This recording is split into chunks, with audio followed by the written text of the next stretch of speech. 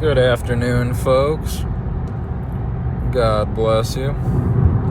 I just wanted to give my testimony on Jesus Christ. And I feel compelled to do so. So that's what I'm going to do. When I was a kid, I was brought up Roman Catholic. Well, I was baptized Roman Catholic. And we went to church, and I got my first communion, and I did all that. But I wasn't really religious. It was more or less just something that I did because that's what my family did. Well, fast forward a few years into my teen years. I'm like 16 or whatever. Get my first job, and I was working at a restaurant, a Chinese restaurant. And at this point, school's not going great for me. I don't have the best grades. I just didn't really even try to put myself out there. I didn't really care. I didn't have much to live for, like in the sense of I didn't have much going on. So, I'm working at Yamafuji at this restaurant. And I end up getting a cigarette from one of my coworkers. I didn't even ask for this cigarette either, which is the wildest thing. I was outside chilling on break, and he came over, he threw me a cigarette. Didn't even say a word. So I just smoked a cigarette. And after that, I started smoking cigarettes pretty consistently. I ended up vaping a ton. Then I was like, you know what? I'll try some weed. My buddy had some weed. He had a dab pen. I ended up smoking dab pens and smoking weed for a while.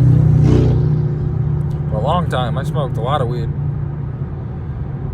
And then fast forward to now, I'm probably 18 years old at this point. Been smoking cigarettes for a couple years. Smoking weed. Now I got into drinking. And because my dad wouldn't buy me alcohol. He said, I will not buy you alcohol, but if you can get it, by all means, I won't stop you from doing it. Just do it safe. He just wanted me to be safe, but he wasn't supporting what I was doing. He wasn't happy that I was drinking. Let's just get that clear. But so now I start drinking, and now I'm smoking and doing mushrooms and acid, and just I had nothing to live for. I had nothing going on in my life. I was super lost. I had a lot of depression and anxiety. It just wasn't, I was down. I had a few relationships with women that just weren't the greatest. I just wasn't my mental was not there. I was all over the place. And eventually, I end up working at this Valvoline. And some people there, I ended up buying pills off of. Well, these freaking Xanax that I bought, I never did one before at this point. I never had taken a pill at this point. But I was like, you know what? I'll buy 20 of them. And so my buddy was coming over. I was going to sell him half of them. And I was going to keep the other half. Well, I took one. They weren't Xanax. They were Klonopin. It's the same thing. It's a benzodiazepine. But either way, I took one because I was like, if I'm allergic to this, I'll call the ambulance, whatever. At least I'll just take one, because I didn't know what they did. I didn't know anything about these at all. And well, that completely wrecked me. That one that I took, it's like drinking times 10. You become super relaxed. Like, you lose all your inhibitions. Like, if you would say, like, I would not steal anything, you take that and you will steal. You will. It's like you're super drunk but not drunk. Like, your inhibitions are gone. Okay, whatever. So I ended up taking all 10 of them that night. All 10 1 milligram Klonopins. And I blacked out. Completely blacked out for a week. Okay? Well, when I woke up, like a week later, I was at Valvoline. And I was in the middle of an oil change. Now, my boss is looking at me super funny because he's like, what are you doing? Because I apparently had just done the top side filter. I changed like a VO106 on a Subaru.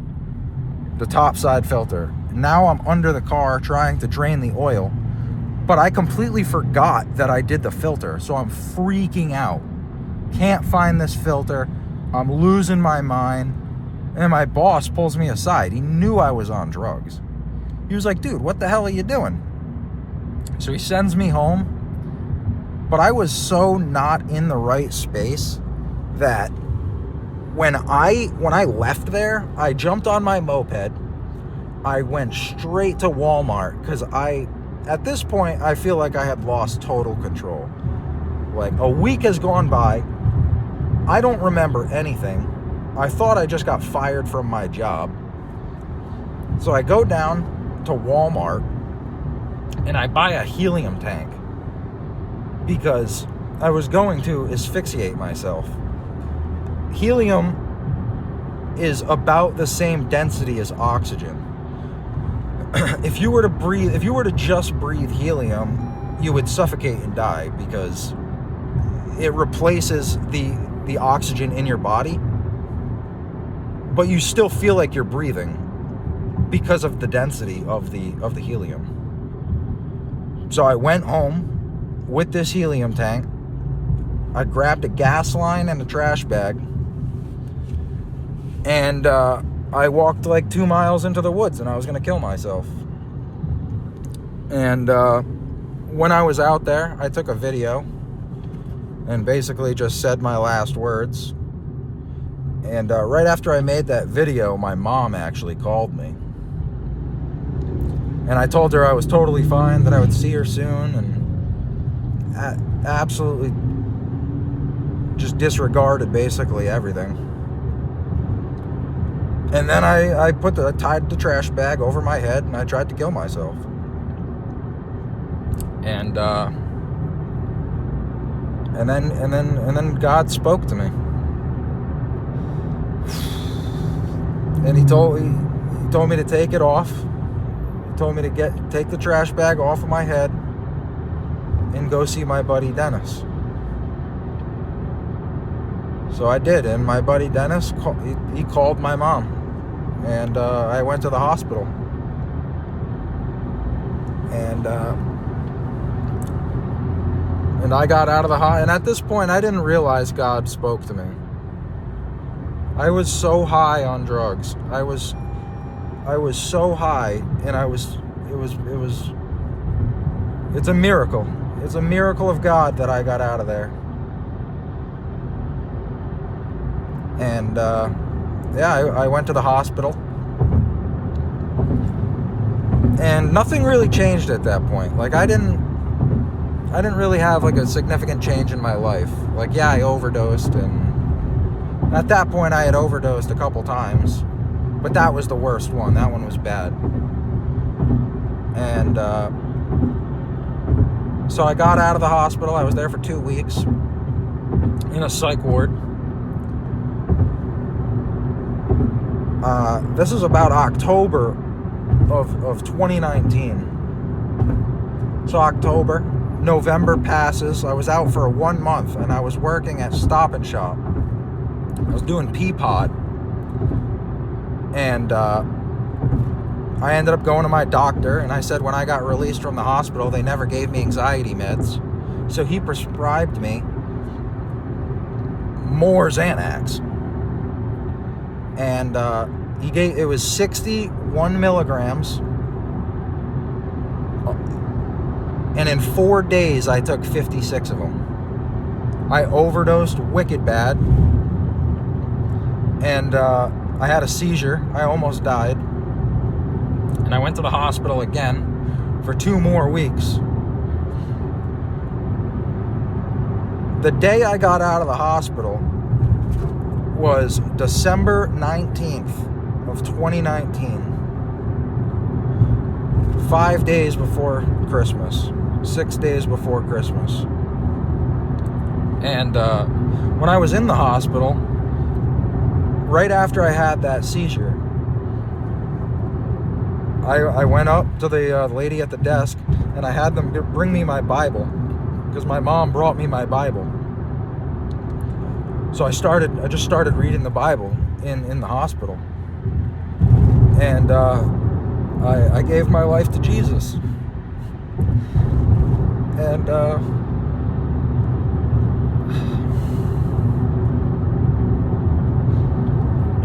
you can't even explain how bad that ruined relationships in my family, man. In half a mile, drugs use the are left 3 so lanes to turn bad, slightly left man. to stay on I-91 North. Signs for Greenfield. Do not get into them. I destroyed my family, man, doing that stuff. But I gave my life to Jesus. To turn slightly left to stay on I-91 North. Signs for Greenfield. And after that, my life significantly got Continue changed for the better. North for 34 miles. I started praying. You see, the thing was it was easier for me to live for God than it was to live for myself. Because I had no purpose. He gave me hope. He gave me a sense of encouragement.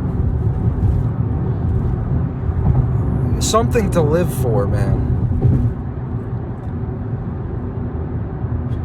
And when I was in the hospital, I was diagnosed with 7 mental disabilities. Major depressive disorder, bipolar 2, borderline personality, general anxiety. I don't remember them all, and I was on 9 different medications. And when I got out of the hospital and I gave my life to Jesus, they all disappeared. I don't have any of that stuff anymore. You know, he took the drugs away from me, and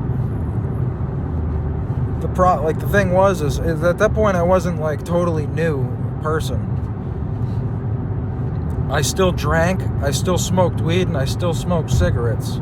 But at that point I had seriously gotten into doing those. Like, I was drinking a lot every day, smoking weed like an ounce a week, and I'm drinking 12-pack every day. I drank for 5 years because I didn't know how to get off the drugs. I was doing so many drugs. I had to change it with something. And eventually the drinking became too much. I was gonna kill myself drinking. Not like I wanted to, but I could feel it. My liver was... You can't drink that much. You can't do that. That is not good for you. So I went. Now this is like, honestly, 5 years later probably. I drank for a long time before this happened. But I went and I made a steak. And I prayed to God, and I said, God, if you could take this drinking away from me, bless this steak, Lord. When I eat this, just take it away from me. I don't want to do this anymore. And from that day forward, I was sober from drinking. The Lord took it away from me.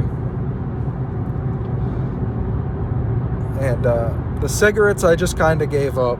That just kind of died. The Lord took the weed and he took the booze from me. And I've been sober ever since. I did relapse. I went on a trip to Iceland and I started drinking again, and I quickly quit after that because I had a super, super, super bad hangover. So I was like, yeah, the Lord doesn't want me to drink. It's not for me to drink. But I really do mean it. Your life is valuable. You might be depressed and you might be down worse than you've ever been. But there's hope. There's hope in Christ. It's not a joke when I tell you I tried to kill myself, like a few times. I overdosed a lot. I did a lot of drugs. I did everything there was, like cocaine, Xanax, Klonopin, Ativan, a lot of downers. I was drinking full bottles of cough syrup, like not codeine, but dexamorphin hydrobromine. Most people probably don't even know what that is. It's a dissociative drug. I was doing the stupidest things you could have ever done. I was doing DMT. I was doing acid, 5 tabs of acid. I was doing mushrooms. I was a miserable person. I was absolutely miserable. And nothing helped. Not one thing helped me. But I found Jesus, and he took it all away. He took everything away. And he gave me joy and happiness and a life worth living. So if you don't know him, I really do suggest you try and get to know him. Because you're going to meet him one day. And I highly recommend you meet him already having a relationship with him.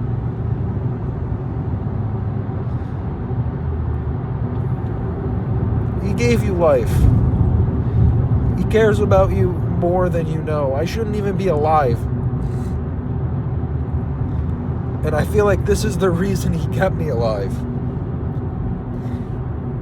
To spread the gospel and be a messenger of him. He had a plan for me. And he has a plan for you.